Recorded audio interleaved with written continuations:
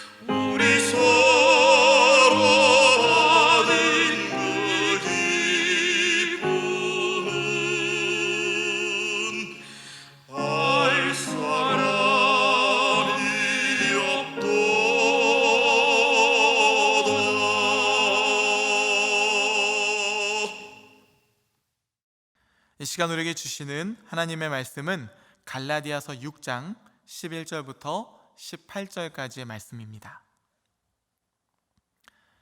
내 손으로 너희에게 이렇게 큰 글자로 쓴 것을 보라. 무릇 육체의 모양을 내려하는 자들이 억지로 너희에게 할례를 받게 함은 그들이 그리스도의 십자가로 말미암아 박해를 면하려 함뿐이라. 할례를 받은 그들이라도 스스로 율법은 지키지 아니하고 너에게 할례를 받게 하려 하는 것은 그들이 너희의 육체로 자랑하려 함이라. 그러나 내게는 우리 주 예수 그리스도의 십자가 외에 결코 자랑할 것이 없으니 그리스도로 말미암아 세상이 나를 대하여 십자가에 못 박히고 내가 또한 세상을 대하여 그러하니라. 할례나 무할례가 아무것도 아니로되 오직 새로 지으심을 받는 것만이 중요하니라. 무릇 이 규례를 행하는 자에게와 하나님의 이스라엘에게 평강과 긍휼이 있을지어다. 이후로는 누구든지 나를 괴롭게 하지 말라. 내가 내 몸에 예수의 흔적을 지니고 있노라. 형제들아, 우리 주 예수 그리스도의 은혜가 너희 심령에 있을지어다. 아멘. 함께 기도하겠습니다. 사랑해 주님, 감사합니다. 오늘도 우리의 생명을 깨워주시고 빛 대신 말씀 앞으로 인도하여 주시니 감사합니다. 주께서 주신 우리의 생명이 오늘 하루 말씀 위에서, 진리 위에서 든든히 세워질 수 있도록 인도하여 주시옵소서. 하나님, 또한 저희가 말씀 앞에서 자신의 허물과 상한 심령을 발견하게 하옵소서. 누군가를 찌르는 칼이 있다면 그것 또한 바라보게 하여 주시옵소서. 이렇듯 말씀의 빛으로 우리의 심령을 환히 비추사 소망은 내 안에 있는 것이 아니라 오직 하나님 안에서만 발견할 수 있음을 깨달아 알게 하여 주시옵소서. 오늘 하루 물과 성령으로 거듭나서 승리하길 원합니다. 기쁨과 만족함이 넘치는 충만한 인생이 되기를 소망합니다. 성령님, 이 시간 우리의 심령을 주장하여 주시옵소서. 예수님의 이름으로 기도하옵나이다. 아멘. 할렐루야. 네, 오늘은 십자가의 기쁨 맛보아 알지어다 라는 제목으로 하나님 말씀 전하도록 하겠습니다. 우리가 가치관이나 세계관이라는 용어를 사용할 때 여기서 관자는 볼관자를 의미합니다. 가치관, 어떠한 가치를 가지고 살아갈 것인가. 세계관, 어떤 눈으로 세계를 바라보고 이해할 것인가. 사도 바울은 갈라디아서를 통해 유대인들의 초등학문, 즉 그들의 세계관이 율법이라고 말합니다. 그들의 삶과 죽음, 일상, 희노애락, 이념, 이 모든 것이 율법으로 시작해서 율법으로 해석이 되고 율법으로 결론이 맺어진다는 것이죠. 이것이 바로 유대 사회가 작동하는 원리, 그들의 세계관인 것입니다. 그러면 이방인의 세계관은 무엇일까요? 세상의 자랑이죠. 육신의 정욕과 안목의 정욕과 세상의 자랑, 이것이 바로 이방인들이 살아가는 원리이고 그들의 삶의 방식이라고 할 수 있습니다. 정욕과 자랑으로 말미암고 그것으로 세상을 해석하고 인생을 해석하고 정욕과 자랑으로 결론이 맺어지는 것. 여기에는 성공주의나 물질주의, 기복신앙과 같은 것이 있겠죠. 여러분의 삶은 어떻습니까? 여러분은 어떠한 눈을 가지고 세상을 바라보고 인생을 해석하면서 살아가고 계십니까?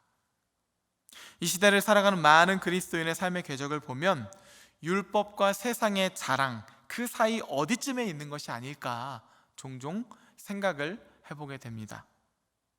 믿는 자들의 세계관이 말씀과 정욕, 자랑으로 혼재되어 있다는 느낌을 아무래도 지울 수가 없기 때문이에요.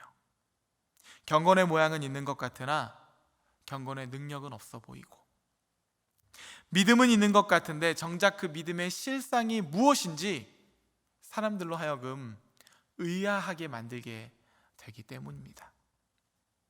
당시 갈라디아 교회에 들어온 유대주의 교사들의 모습이 딱 이와 같았어요. 그들은 예수님께서 약속된 메시아임을 믿었던 사람들이에요. 하지만 자신들의 믿음으로 인해서 유대 사회에서 받게 될 지탄이 한편으론 두려웠던 것입니다. 기억하시죠? 바울이 회심하기 전에 하나님을 믿는 열심을 가지고 예수 믿는 사람들을 잡아들이고 얼마나 많은 핍박을 했습니까? 유대 사회에 있어서 예수님이 하나님의 아들이라고 말하는 것은 신성모독이고 그들의 세계관을 짓밟는 것이기 때문에 그렇습니다. 영린이라는 단어를 아십니까?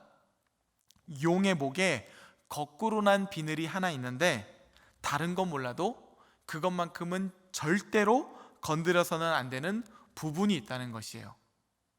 이 부분이 용에게는 아주 민감한 부분이기 때문에 그걸 건드리는 순간 용은 난리를 치면서 모든 것을 다 집어삼키게 될 것이기 때문에 그렇다는 것입니다.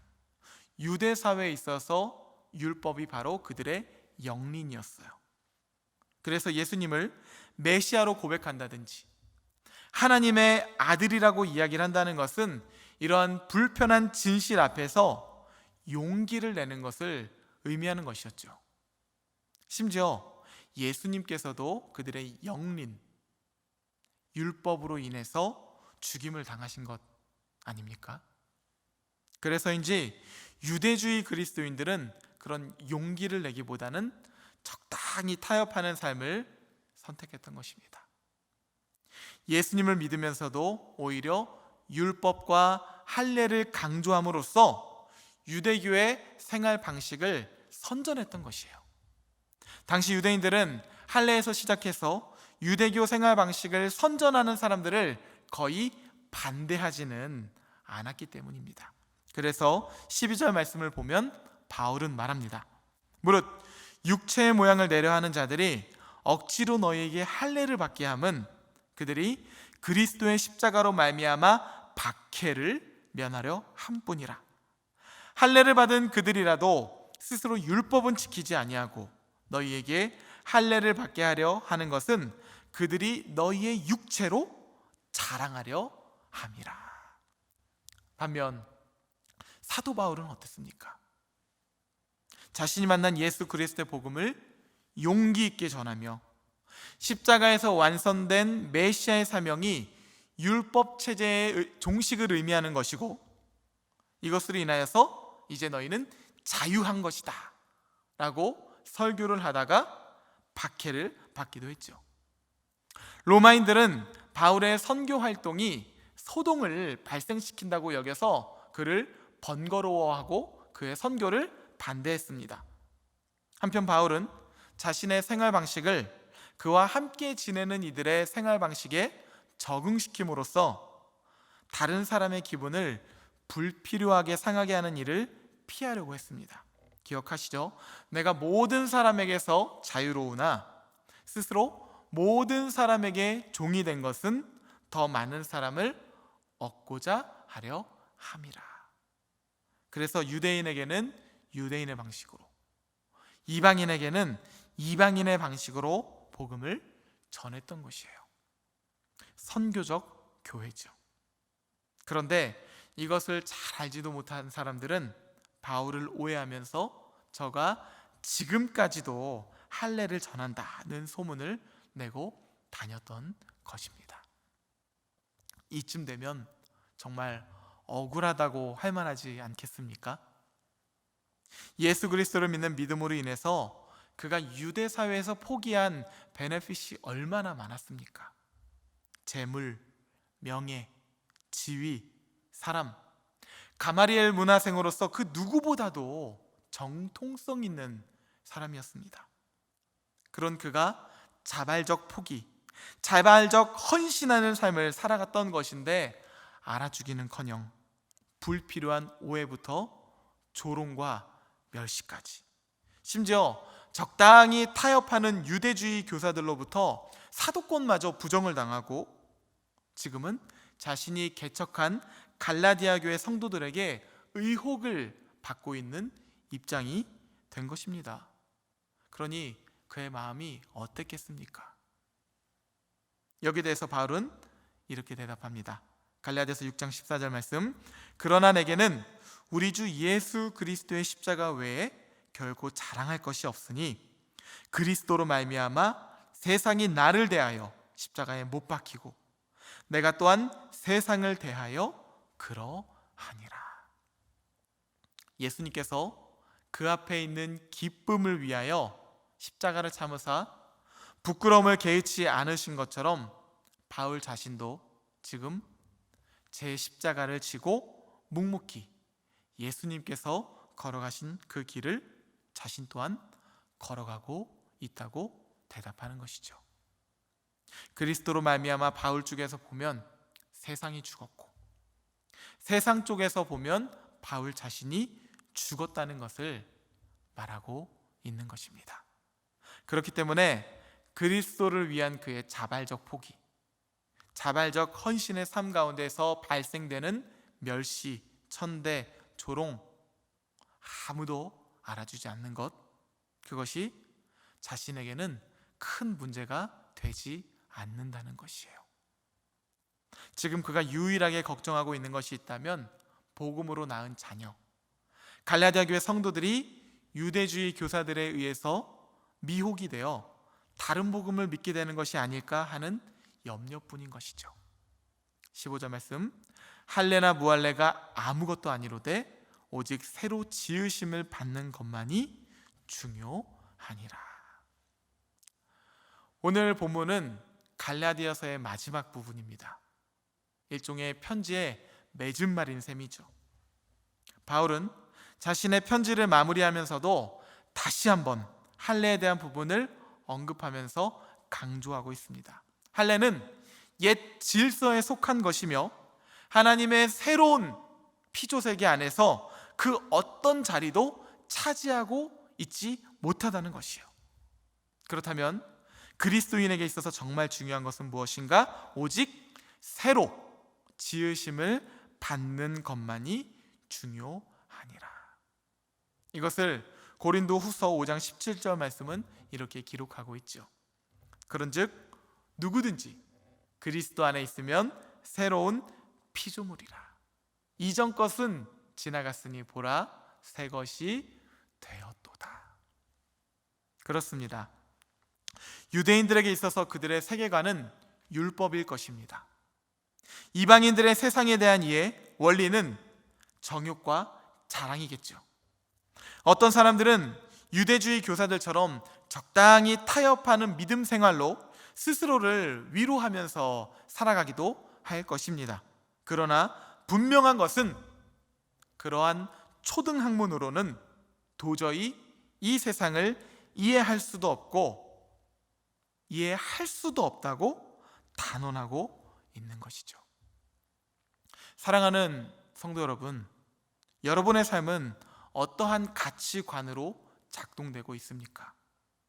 여러분은 어떠한 세계관 안에서 살아가고 계십니까? 예수님께서 니고데모에게 말씀하셨죠. 사람이 물과 성령으로 거듭나지 아니하면 하나님의 나라를 볼 수 없느니라.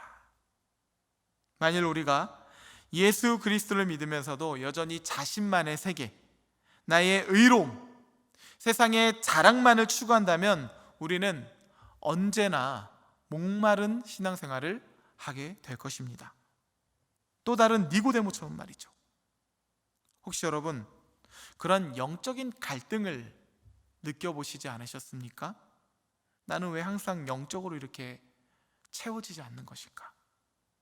신앙생활을 한 지 오랜 시간이 지난 것 같은데 나는 왜 이렇게 공허한 삶뿐인가? 왜 이렇게 나는 만족함이 없는 인생을 살아가고 있을까? 왜 이렇게 목마른 인생을 살아가고 있을까? 어쩌면 우리도 유대주의 교사들처럼 예수님을 믿는 믿음과 다른 것들을 적당히 혼용하는 신앙생활을 하고 있기 때문은 아닐까요? 예수님을 믿는다고 하면서도 여전히 나의 세계를 내려놓지 못하고 자신의 세계관으로 해답을 찾으려고만 하는 것은 아닐까? 우리는 자문해 보아야 합니다. 더 나아가 오늘 말씀을 통해서 우리는 깨달아야 하죠. 나의 끝을 선포할 때 그제서야 비로소 예수 그리스도의 세계가 시작된다는 것을 말이죠. 그렇게 물과 성령으로 거듭난 사람만이 만족감 있는 삶을 살아갈 수가 있는 것입니다. 그런 자들의 입술의 모든 말과 마음의 묵상 가운데서는 어떠한 고백이 울려 퍼지게 될까요? 오늘 본문의 마지막 부분입니다. 이후로는 누구든지 나를 괴롭게 하지 말라. 내가 내 몸에 예수의 흔적을 지니고 있노라. 바라기는 바울의 이 고백이 여러분의 고백이 되어서 십자가의 능력으로 말미암아 충만한 인생이 되고 충분한 인생이 되고 흘러 넘치는 인생이 되시기를 우리 주 예수 그리스도의 이름으로 간절히 축복합니다. 함께 주기도문 하시겠습니다. 하늘에 계신 우리 아버지여, 이름이 거룩히 여김을 받으시오며 나라가 임하시오며 뜻이 하늘에서 이루어진 것 같이 땅에서도 이루어지이다.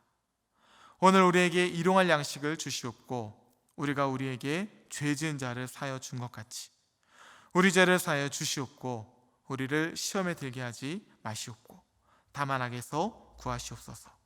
나라와 권세와 영광이 아버지께 영원히 있사옵나이다. 아멘.